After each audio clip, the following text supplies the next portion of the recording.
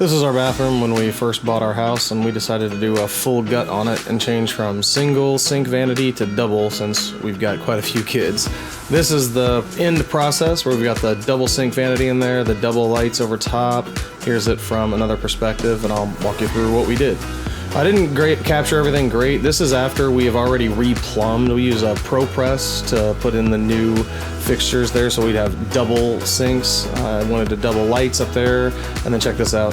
I had to get this on video because there's no way anybody would believe me that I pulled this off. So this is a 1/2" drill bit.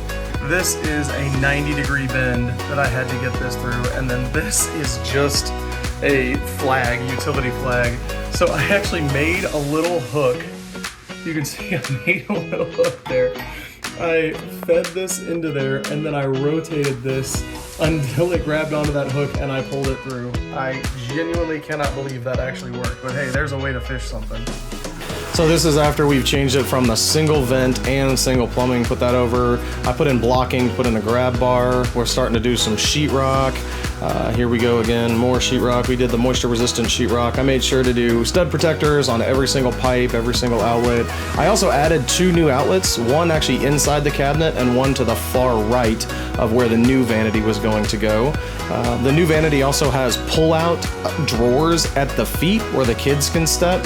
If you notice that giant patch at the top, I did not do a good job the first time I used a rotary zip tool. I am not great at sheetrock work. I have my little helper here, but we started getting things painted. We did a primer first, just a drywall primer, and then this is the blue my wife chose. She wanted something bold that stood out.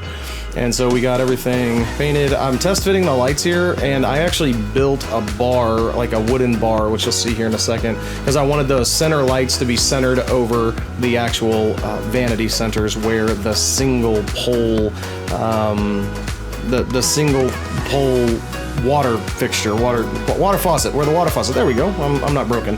So here we go, that's where I got that built so I could center align it, and then basically I did a 1-inch board offset in behind each of the, it was at the top and the bottom, so that I could run my wires in behind there, and then it didn't matter where the actual junction electrical boxes were.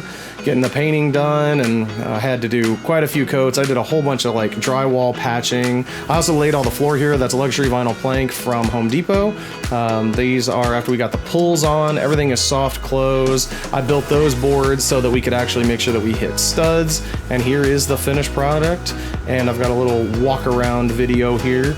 We're not done yet. There's one more thing that I'll be doing, and that is we're building drawers to actually go into that little cavity that is to the right of the shower, right there. So we'll be building pull-out drawers, but we are really happy with how it turned out. Not bad for some DIY.